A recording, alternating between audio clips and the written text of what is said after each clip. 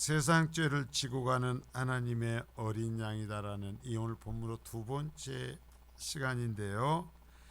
자, 이제 이 본문서부터 예수님께서 세례를 받으시고 공적인 생애, 공생애를 시작하십니다.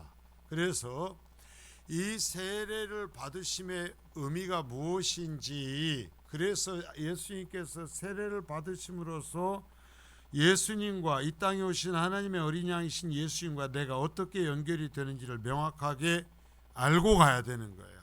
그래서 이 부분에서 그것이 확인될 수 있기를 바랍니다. 자, 그래서 이제 공생애가 시작되는데 오늘 보면 13절에 보면 이때에 라고 시작해요.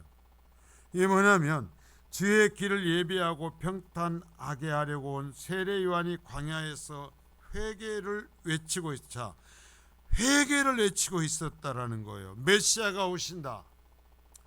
잊지 말아요. 여러분, 예수님 앞에 서기 위해서는 내가 회개해야 된다라는 거예요. 세례 요한을 보내서 세상을 향하여서 하나님께 보내신 구약의 마지막 선지자인 세례 요한을 통해서 하나님께서 하신 말씀은 회개하라는 거예요. 너의 마음을 열고 예수님이 너희 속에 들어올 수 있도록, 그 십자가의 은혜가 너의 것이 될 수 있도록 죄와 죄에서 돌아서라는 거예요. 죄 편에 있지 말라는 거예요. 여러분, 우리가 돌아서야 돼요. 내가 죄 편에서 돌아서야 돼요. 그래야 오신 예수님이 나의 메시아가 되는 거예요. 자, 그래서 이때에 라는 이야기로서 하셨고, 그러면서 그때 하나님 정하신 때에 오셔서 예수님께서 하신 것은 뭐냐? 세례를 받으셨다라는 거예요. 세례 요한이 회개의 세례를 베풀고 있었습니다. 회개하라고 하는데 예수님께서 그 세례 요한에게 가서 나에게 세례를 베풀어 달라 그런 거예요. 그러니까 세례 요한이 놀라 자빠집니다. 내가 당신에게 세례를 받아야 하는데 당신이 나한테 와서 세례를 받다고 하십니까? 못합니다. 안 됩니다. 하니까 예수님께서 말씀하시는 거죠. 이 일을 해야 하나님의 의가 이루어진다. 하나님의 뜻이 이 일로 있어 이루어진다라는 거예요. 그러면 이 세례의 의미가 뭔가? 이 세례, 왜 이 예수님께 받으시는 세례가 도대체 무엇이기에 예수님께서 세례 요한에게 회개의 세례를 받으셨는가라는 거예요. 그러면 자, 여기서 보면 이것은 어린 양으로서 하나님께서 준비하신 어린 양, 이생의 어린 양. 자, 이건 항상 구약에 따라서 제사의 제물로 바로 해서 그래야 돼요. 뭐냐면 하나님 앞에 제물을 드리죠. 하나님 앞에 속죄를 받기 위해서는 하나님께서 예비한 제사 제도에서 뭐가 있어야 되는 거? 반드시 죽음이 있어야 돼요. 죽음이 있어야 돼. 그 사람을 대신하는 죽음이 있어야 돼요. 죽음이 있어야 되기 때문에 자기를 대신해서 하나님 앞에 죽음을 당해서 자신의 피를 흘린 것처럼 그 피로 자신을 덮어줄 희생이 필요했어요. 어린 양이 필요했어요. 그랬는데, 자, 이 세례를 받으신 희생의 이 회개의 세례를 받으시는 건 뭐냐면 어린 양으로서 누구를 위한? 나를 위한 하나님께 준비하신 하나님 앞에 속죄의 제사의 제물로서의 공적인 생애의 시작인 것을 선포한다라는 거예요.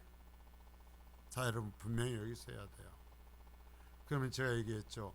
이 세례가 우리하고 무슨 의미가 있는가?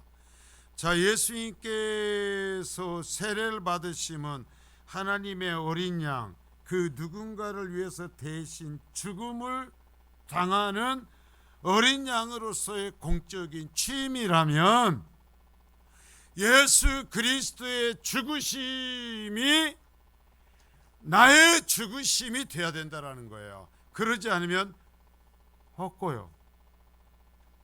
자, 하나님의 어린 양으로서 공적인 생애의 시작이죠. 그 사도 요한은 세상 죄를 지고 가는 하나님의 어린 양, 하나님께서 준비하여서 세상 죄, 그것이 이름을 바꾸면 너의 죄요, 너의 죄를 대신 짊어지고 가는 하나님께서 준비하신 대속의 죽임을 당하는 어린 양이다 라고 사도 요한은 영적인 설명을 해서 우리에게 알려주셨죠. 자, 예수님이 나를 위해서 죽으셔야 되는 거예요. 예수님이 나의 대모든 죄를 짊어지고 대신 죽는, 그래서 그 피가 내게 발라지는 일이 있어야 내가 그리스도인이 되는 거예요. 우리 어린 친구들도 정말 이런 이 믿음이, 그리고 그래서 세례를 받으신다라는 것은 죄를 전가받는 거죠. 구약의 제물에게 제물을, 희생의 제물을 가지고 온 사람들이 그 머리 위에 손을 얹고 기도하죠. 그건 뭐예요? 그 사람의 죄가 그 짐승에게 전가되는 것입니다. 그 죄가 옮겨지는 거예요. 그래서 그 짐승이 죽는 것은 그 사람이 죽는 것과 같이 하나님이 봐주시는 거예요.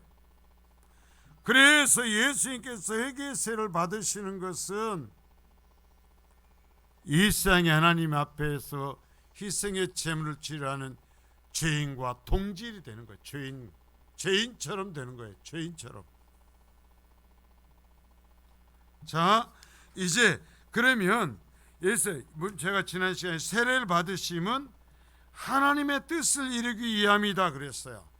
그러니까 이처럼 오셔서 세례를 받으셔서 우리들의 죄를 대신 전가받고 그리고 나서 십자가를 지러 가시는 것입니다. 근데 그동안 3년 동안은 뭐냐면, 자, 3년 동안은 내가 그 하나님께서 보내신 하나님의 아들이고 너희를 위해서 십자가를 대신 지는 어린 양이다, 메시아로서 왔다라는 것을 가르치고 증명하시는 기간이었어요. 그 기간이 빠져도 예수님께서 오셔서 세례를 받으시고 십자가에 달리시면 대속의 죽음의 가치는 완전한 거예요. 그러나 그 3년의 기간을 계시면서 이적을 행하시고 가르치시고 내가 왜 왔고 내가 누구며 내가 왜 죽는지 이러한 것을 우리에게 알려주셨고, 그것을 하나님께서는 성경으로 기록해서 우리에게 주신 거죠. 자, 이것을 분명히 이루시고, 그래서 우리가 내가 교회 다녀요, 내가 그래서 무엇을 했어요, 그런 얘기하지 말라고 그랬어요. 그것은 구원 받았으니까 마땅히 하는 거예요. 내가 내세울 어떤 공로가 되는 게 아니에요. 여러분, 예수 믿고 내가 헌금을 하고 내가 무슨 일 했어요, 그것이 공로가 되면 그건 헛거요. 그 순간 죽을 때까지 몇십 년 했어도 그건 헛거요. 제가 분명히 말합니다. 그건 하나님 앞에서 아무런 의미가 없어요.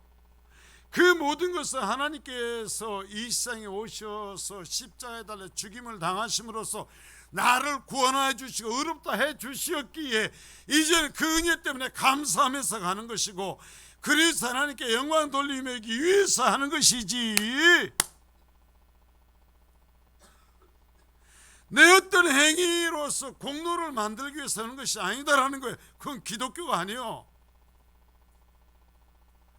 그래서 자, 하나님의 뜻을 이루는 이 방법이라고 했는데요, 그래서 예수님께서 세례 받으시고 우리의 죄를 전가받으신 것을 믿고 내가 예수 그리스도와 함께 십자가에 죽고 예수 그리스도와 함께 부활하는 그 은혜 안에 들어가야 된다라는 얘기예요. 그래서 예수님의 세례 속에 들어가고 예수님의 십자가의 달림 속에 내가 같이 죽고, 그래서 예수님이 십자가에 달려 죽으셨어, 그냥 그 얘기가 아니라 정말 내가 죽어야 되는데 예수님께서 성자 하나님이 이 땅에 오셔서 직접 그 수치를 당하시고 모멸을 당하시고 그렇게 죽임 당하시는 그 주님의 그 희생과 그 주님의 인내와 주님의 사랑을 내가 체험하고 누리라는 거예요.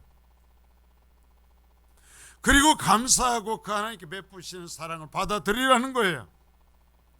이것이 하나님의 뜻을 이루는 세례받으심의 의미를 알고 우리가 여기에서 이제 예수님의 공생애를 시작하면서 말씀하시는 것에 대한 바른 말씀을 받는 자세인 줄 믿습니다.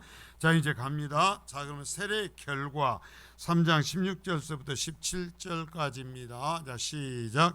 예수께서 세례를 받으시고 곧 물에서 올라오실새 하늘이 열리고 하나님의 성령이 비둘기같이 내려 자기 위에 임하심을 보시더니 하늘로부터 소리가 있어 말씀하시되 이는 내 사랑하는 아들이요 내 기뻐하는 자라 하시니라. 자, 여러분, 삼위일체 성부 성자 성령 하나님이 한 분이시지만 그 하나님 삼위 하나님이 한 곳에 한꺼번에 임재하시고 드러내시는 모습이 여기에 나타납니다. 자, 보세요. 예수님께서 성자 하나님이 인간의 몸을 입고 세례를 받으십니다.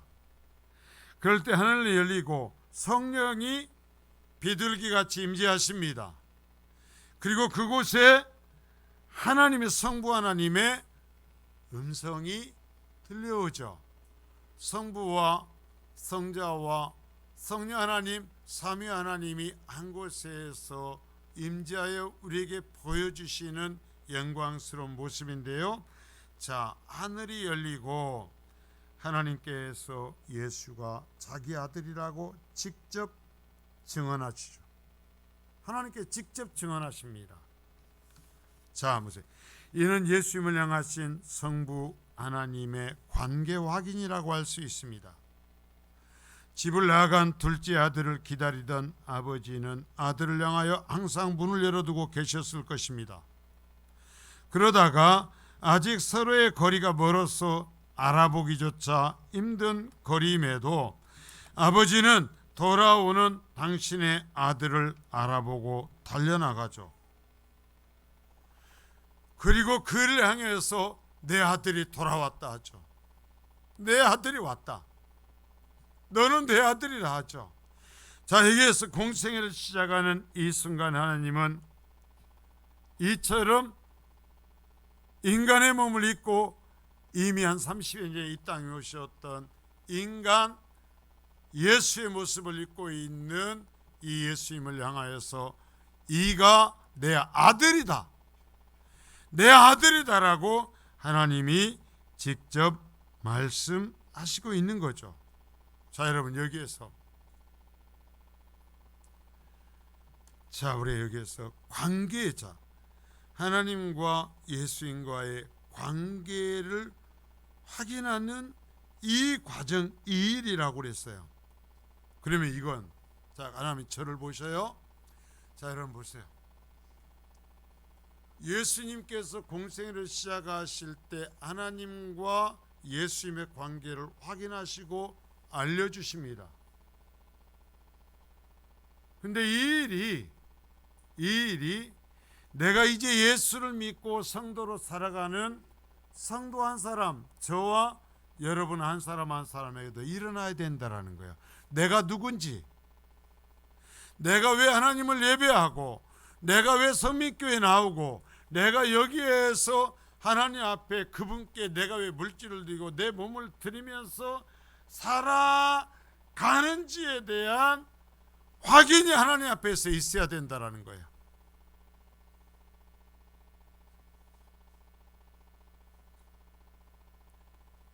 여러분, 정말 중요한 부분을 말씀을 드립니다.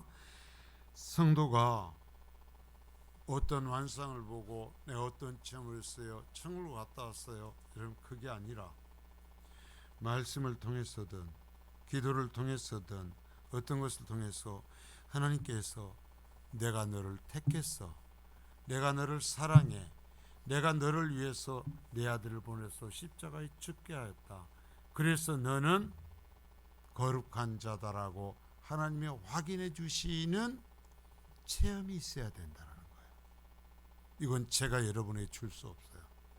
말씀으로서 제가 하나님께서 말씀하는 걸 설명해 줄 수 있어요. 얘기해 줄 수 있어요. 그러나 그 다음은 여러분과 하나님의 1대1의 관계예요. 이 체험이 없으면 정말 바르고 온전한 신앙에 머물 수가 없어요. 봐야 돼. 맛을 봐야 돼요.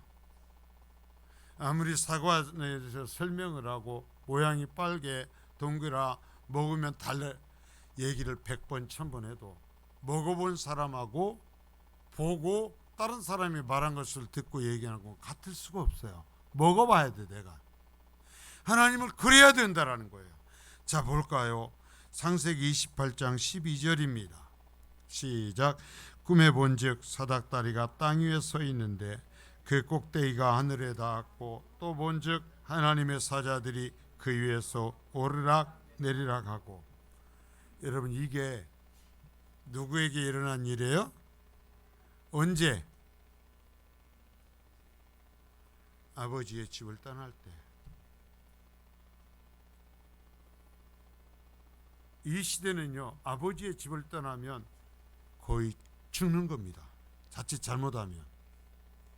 언제 돌아올지 모릅니다. 돌아올 수 있을지 없을지 모릅니다. 그래서 아버지의 집을 떠나서 처음으로 광야에서 돌을 베고 잠자고 있을 때 하늘문이 열리는 겁니다. 그러면서 하나님의 사자들이 그 위에서 오르락 내리락 하며 하나님께서 그를 만나 주시는 것입니다. 그에게 말씀해 주시는 것입니다. 야곱이여, 가서 정말 뛰는 놈이야 나는 놈이 있다고. 그 외삼촌 라반이요, 보통 인간이 아니었습니다. 여기 조카를요 완전히 종다르도 다시 그렇게 하면서 부려먹었습니다. 그래도 그곳에 버틸 수 있었던 것은 여기에서 자기 아버지의 집을 떠나면서 하나님을 체험했기 때문입니다. 하나님이 주신 약속이 있기 때문입니다. 돌아오게 할 거다. 내가 반드시 너를 데리고 돌아오게 한다. 그리고 이 땅을 너와 네 자손에게 준다 하는 하나님의 약속이 있었어요. 그래서 그가 버틸 수 있었어요. 여러분, 우리도 야곱의 삼촌 집에 살았던 것처럼 광야와 같은 이 세상을 살아요. 그러면 우리가 이 세상에서 살아고 끝까지 변질되지 않고 버틸 수 있는 힘은 뭐냐면 내 결심과 노력이 아니라 하나님이 나에게 말씀으로서 또는 어떤 과정에서 내가 너를 사랑해, 내가 너를 선택했어, 내가 너를 구원했어, 너는 이미 저 하늘의 자녀야 라고 말씀하시는 그것이 나에게 믿음이 되고 확신이 돼야 견딜 수 있다라는 거예요. 그래야 변질되지 아니할 수 있다라는 거예요. 자, 에스겔서 1장 1절입니다. 자, 시작. 30째의 넷째 달 초다새에 내가 그발강가 사로잡힌 자 중에 있을 때 하늘이 열리며 하나님의 모습이 내게 보인. 자, 여러분, 에스겔서 1장이 열리면서 문이 열리면서 에스겔이 하나님의 선지자로서 활동을 하는데 이 모습을 처음에 얘기합니다. 자, 보십시오. 에스겔이 지금 이스라엘 땅 가나안 땅에 있습니까? 보십시오. 가나안 땅에 있습니까? 어디에 있습니까? 포로로 끌려가 있습니다. 잡혀가 있습니다. 나라가 없습니다. 민족을 잃어버렸습니다. 땅이 없습니다. 그러한 곳에 끌려가 있을 때 그곳에서 하늘이 열리며 하나님께 자기를 찾아오시는 것입니다. 그러면서 자기를 하나님의 선지자로 부르시는 것입니다. 에스겔에게 가나안 땅의 삶을, 그래서 거기서 부유함과 거기서 평안함을 주셨기 때문에 에스겔이 끝까지 선지자의 길을 갈 수 있었던 것이 아니라 에스겔은 분명히 얘기합니다. 내가 어떤 상황에 끝까지 변질되지 않고 선지자의 그 길을 갈 수 있었던 것은 내가 포로로 똑같이 끌려왔지만 내가 선지자로 끝까지 살 수 있었던 것은 내가 그곳에서 하나님을 봤다라는 거예요. 하나님이 나를 만나 주셨다라는 거예요. 하나님을 이처럼 만나실 수 있기를 바랍니다. 자, 여러분 보십시오. 사도행전 7장 55절서부터 56절입니다. 자, 시작. 스데반이 성령 충만하여 하를 우러러 주목하여 하나님의 영광과 및 예수께서 하나님 우편에 서신 것을 보고 말하되 보라, 하늘이 열리고 인자가 하나님 우편에 서신 것을 보노라 한대. 스데반 집사가 사도가 아닌 평신도로서 첫 순교를 합니다. 예수 믿고 죽는 겁니다. 두렵지 않았을까요? 힘들지 않았을까요?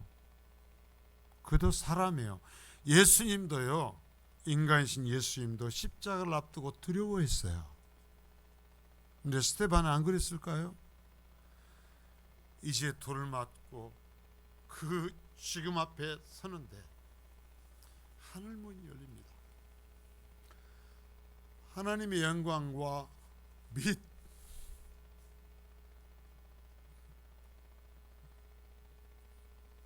자신이 보았던 그 예수님께서 하나님의 우편에 서신 모습을 보여주십니다.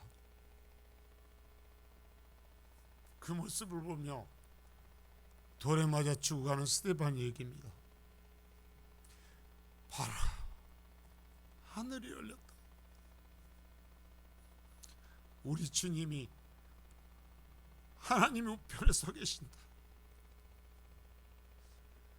주님이 보좌에 앉아 계시는 것이 아니라 자신을 위해서 십자가에 달려 죽임 당하는 스데반을 바라보며 응원하며 인도하며 서서 바라보고 계시는 것입니다. 그래서 스데반이 이 순교가 고통이 아니라 기쁨으로 갈 수 있는 길이 된 겁니다. 여러분에게 하늘이 열릴 수 있기를 바랍니다. 여러분이 하나님을 체험할 수 있기를. 정말 내가 언제까지는 의로웠어 산에서 아니라 하나님 때문에, 나를 만나신 하나님 때문에 나는 끝까지 간다. 나는 끝까지 변절되지 않는다. 다 돌아서도 나는 이 길을 간다 하는 거룩한 성도가 되실 수 있기를 바랍니다. 1대1로 가면 되는 거예요. 자, 고린도후서 12장 2절서부터 3절입니다. 자, 시작. 내가 그리스도 안에 있는 한 사람을 아노니 그는 14년 전에 셋째 하늘에 이끌려간 자, 그가 몸 안에 있었는지 몸 밖에 있었는지 나는 모르거니와 하나님은 아시느니라. 내가 이런 사람을 아노니 그가 몸 안에 있었는지 몸 밖에 있었는지 나는 모르거니와 하나님은 아시느니라. 그가 다곤으로 이끌려가서 말로 표현할 수 없는 말을 들었으니 사람이 가히 이르지 못할 말이다. 누구의 고백이에요? 사도 바울의 고백이죠. 교회를 무너뜨리고 스데반 집사를 죽일 때 그 일을 주동했던 자입니다. 그가 하나님을 만난 겁니다. 그가 하나님에 계시는 보좌 앞에 이끌려가서 하나님을 체험하고 온 겁니다. 그리고 죽임을 당합니다. 그리고 순교할 때까지 모든 것을 자기 말대로 똥처럼 내버리고 갈 수 있는 사람이 되었습니다. 왜요? 1대1로 하나님을 체험했기 때문입니다. 하나님의 증언을 받았기 때문입니다. 하나님께서 너는 내 사람이라고, 내가 너를 사랑한다고, 내가 너를 쓰고 있다고 하나님이 증언해 주셨기 때문에 끝까지 간 겁니다. 자, 예수님의 세례 순간에 삼위 하나님의 인재 사건은 그런 일이라는 거죠. 그 증언, 확인의 단계예요. 여러분, 우리에게도, 여러분에게도 여러분의 신앙에 하나님을 만날 수 있기를 바랍니다. 그냥 내 생각으로 어째갖고 믿음이 있지 않은 것이 아니라 그래서 믿을 수밖에 없고 벗어날 수 없고 순종할 수밖에 없고 끝까지 달려갈 수밖에 없는 사람이 될 수 있기를 바랍니다. 최배양 목사 때문이 아니라, 그가 나를 사랑해 줘서가 아니라, 그가 나에게 어떤 것을 해서가 아니라 예수님 때문에, 하나님 때문에, 그래서 하나님이 나에게 말씀하셨기 때문에 나는 이 길을 간다. 세상이 변질되어도 나는 변질되지 않는다. 나를 구원하신 하나님 앞에 나는 달려가 그 하나님께 한 길이라 하면서 갈 수 있기를 바랍니다. 이런 사람은 다른 길을 가지 못합니다. 이런 사람은 다른 말을 하지 못합니다. 이런 사람은 다른 사람을 탓을 하지를 못합니다. 왜요? 하나님이 말씀하셨어요. 왜요? 내가 하나님을 만났어요. 그것으로 충분한 거예요. 그것으로 충분해요. 제가 한 번씩 얘기하죠. 저는 다른 말을 할 수 없다고. 왜? 제가 봤고, 제가 들었고, 제가 체험했기 때문에. 하다가 차라리 가다가 제가 멈출지언정 다른 말은 할 수 없는 거예요. 자, 정말 이런 하나님과의 관계가 확인되는 거룩한 성도가 될 수 있기를 바랍니다. 이제 하나님의 성령이 그래서 비둘기같이 내렸다 그랬어요. 이사야서 61장 1절서부터 2절까지를 보면 이 말은 이해합니다. 시작.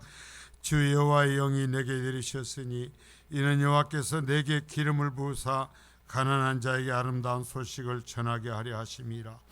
나를 보내사 마음이 상한 자를 고치며 포로된 자에게 자유를, 갇힌 자에게 노임을 선포하며 여호와의 은혜와 우리 하나님의 보복의 날을 선포하며 모든 슬픈 자를 위로하되. 자, 이제 성령이 내려서 하나님의 성령이 인간으로 오신 예수 그리스도의 머리에 임하여서, 그래서 이제 공생애를 시작하시죠. 이것에 대한 설명이 이사야서 61장에 있는 겁니다. 그 성령이 임하심으로써 가난한 자, 심령이 가난한 자에게 아름다운 소식을 전하고, 마음이 상한 자를 고치고 포로된 자의 자유를, 갇힌 자에게 노임을 선포하며 여호와의 은혜의 해와. 자, 그 다음에 잘 들으셔야 돼요. 우리 하나님의 보복의 날을 선포한다. 메시아가 와서 이 일을 이제는 하나님의 영 임재 가운데에서 예수님이 행하신 거죠. 시작이 가시 출발점이 되는 거죠. 자, 하늘로서 소리가 있었습니다. 이것은 이제는 하나님께 성부 하나님이 직접 음성으로 말씀해 주신 것입니다. 이것은 자 따라서 합니다. 사인, 낙인. 자, 최종적으로 그림을 그리고 우리가 보면 낙인을, 도장을 찍지 않습니까? 그것과 같은 거예요. 예수님께 세례를 받으신 후에 하나님의 최종적인 인증입니다. 하나님이 직접 음성으로 말씀하시는 것입니다. 내가 보낸 메시아다. 내 아들이다. 그래서 예수님께서,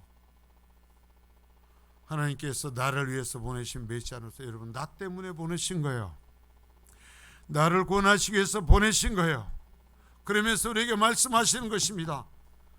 내가 너 때문에 보냈다.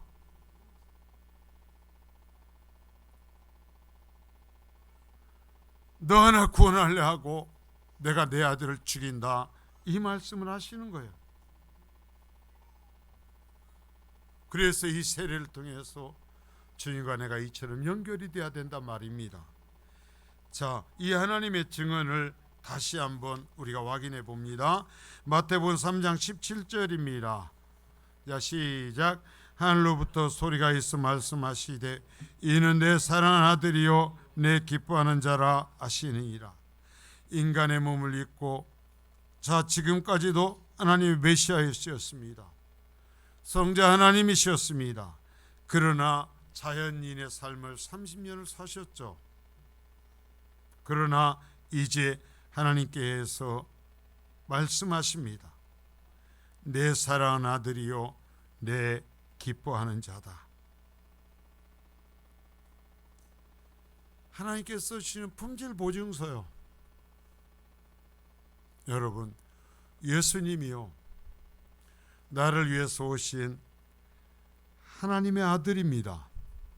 하나님이 기뻐하시는 분입니다. 여러분, 이 과정, 이 단어를 지나가면서 이 예수님을 이렇게 믿어야 됩니다. 이 믿음을 회복하십시오. 이 믿음을 회복하십시오. 내 사랑하는 아들이다. 예수님의 신분을 얘기하죠. 하나님이 직접 그가 하나님의 아들이라고 증언하시죠. 선지자를 보내서도 말씀하셨지만 하나님이 직접 임재하여 말씀하십니다. 내 아들이다. 그래요. 성자 하나님이 다른 방법이 없으니까 성자 하나님이 하나님의 아들이신 독생자이신 그분이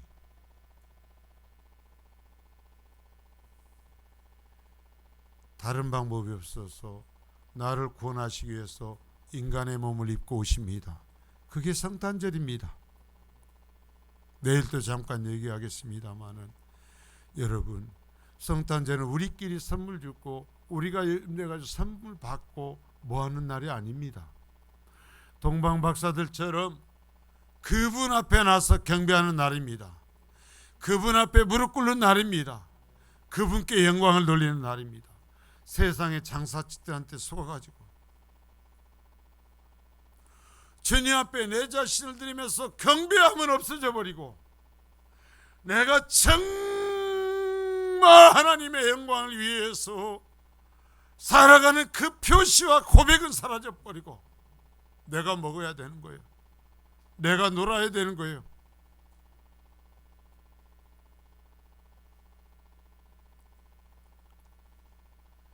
우리 교회에서 당회에서 결정을 했어요.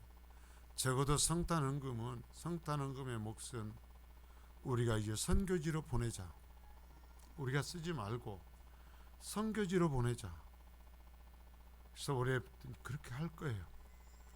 그렇게 선교사님에게 보내고 거기에 있는 현지에서 사역하는 사역자들과 신학교 나이고는 신학생들에게 좀 적은 충분하지는 않지만 보내서 우리가 함께하고 있는 마음으로서 정말 하나님에게 예수님께 동방박사들이 그냥 온 게 아니라 최고의 예물을 준비해서 경배했듯이 우리가 하나님께 이 성탄절에 경배하는 마음으로 여러분들이 하나님 앞에 드리는 예물을 특별히 구별해서 하나님 나라에 확장하는 일에 쓸 것입니다. 하나님이 기뻐하신 데 기뻐하는 자라고 그랬죠. 이 땅에서 하게 될 사역에 대해서 하나님이 말씀하시는 거예요. 예수님께서 이 땅에 오셔 십자가에 달리시고 나를 위해서 대속의 죽임을 당하셔서 우리를 그 피로 우리의 죄를 덮어버리시고 우리를 구원하시는 것이 하나님의 기쁨이 된다. 저는 이 말에 충격을 받습니다. 여러분 어쩔지 모르지만 왜 내가 구원받는 것이 하나님의 기쁨이 되는가?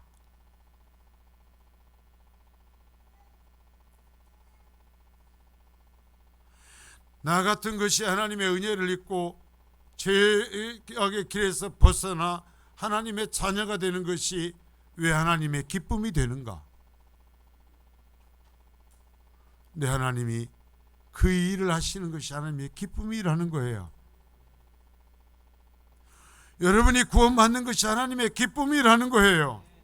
그래서 여러분들이 천국 가는 것이 하나님의 기쁨이라는 거예요. 그러면 됐잖아요. 여러분 그것으로 충분한 거예요. 나를 구원하심이 하나님의 기쁨이 된다. 그거면 충분해.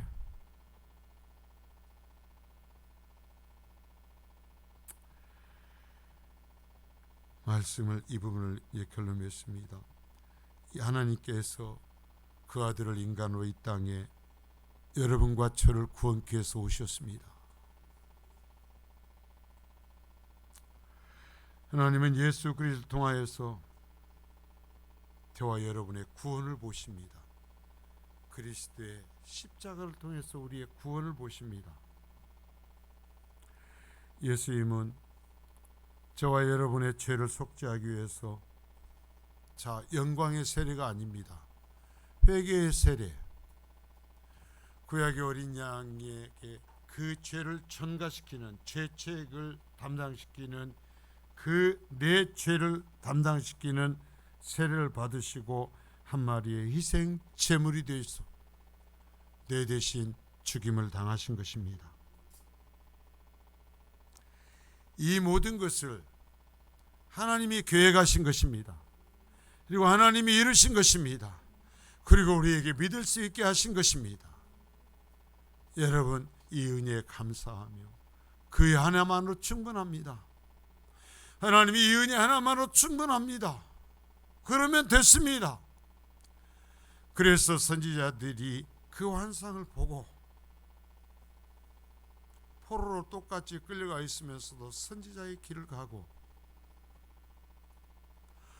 자신이 평생을 호의호식하며 큰소리치며 살 수 있음에도 그걸 똥처럼 내번지고 순교할 때까지 달려간 사도 바울처럼 주님, 그걸로 충분해요.